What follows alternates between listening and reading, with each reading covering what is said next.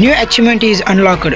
మనం ఇంట్రోవర్ట్ నుంచి ఎక్స్ట్రోవర్ట్కి అయ్యే చిన్న చిన్న ప్రయాణంలో మనం ఈరోజు అయితే బిగ్ అచీవ్మెంట్ అనేది సాధించాం.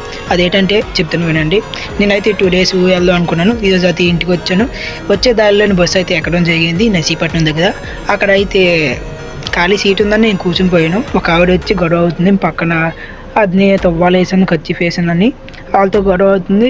కొన్ని మ్యాన్ హ్యాండ్లింగ్ కూడా జరిగింది. మనం వాళ్ళ కూర్చున్నాం, ఏం తెలియనట్టు. ఇంటర్వ్యూట్ కదా అనుకొని ఏంటి మాట్లాడొద్దు, వాళ్ళు మాట్లాడుకుంటుంది, మనం జస్ట్ కూర్చుందాం, ఖాళీ సీటే కదని కూర్చున్నాం. ఆ తర్వాత అలా గొడవ పెద్ద అయిపోయింది. అది నా పైకి వచ్చింది. బాబు నువ్వు లెగ్ బాబు నేను తువ్వాలు వేసాను, మీరు లగాన్ని అని గొడవ అవుతుంటే నాకు మెట్లు వచ్చి ఒకేసారి ఇస్తాను.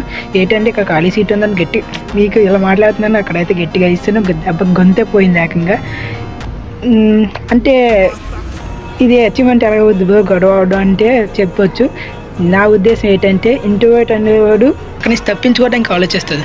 మనకెందుకు వెళ్ళే, మనం చేయొద్దులే, మేము మాట్లాడాలి, అందరూ మనకనే చూస్తుందో అని అలా భయపడుతుంది. కానీ మనం ఆ భయాన్ని దాటుకుని మాట్లాడి గెలిచాం అంటే ఇది ఒక అచీవ్మెంట్లా ఫీల్ అవుతుంది. కానీ it's not a achievement, but it's feel like a. ఆకి బీచ్లో అయితే వ్లాగింగ్ అయితే చేసాం కదా, అందరి ముందు భయపడకుండా. అలాగే ఇలాగే ఇంకాస్త బెటర్ అవుతూ స్ట్రేంజర్స్తో మాట్లాడడం జరిగింది, తెలియని వాళ్ళతో.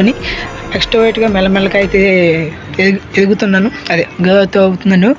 ఇంకా ఫ్యూచర్లో ఇంకా బెటర్ అవుతాను.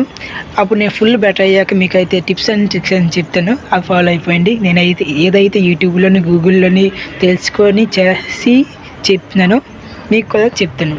అంతవరకు see you later. Hug your parents and stay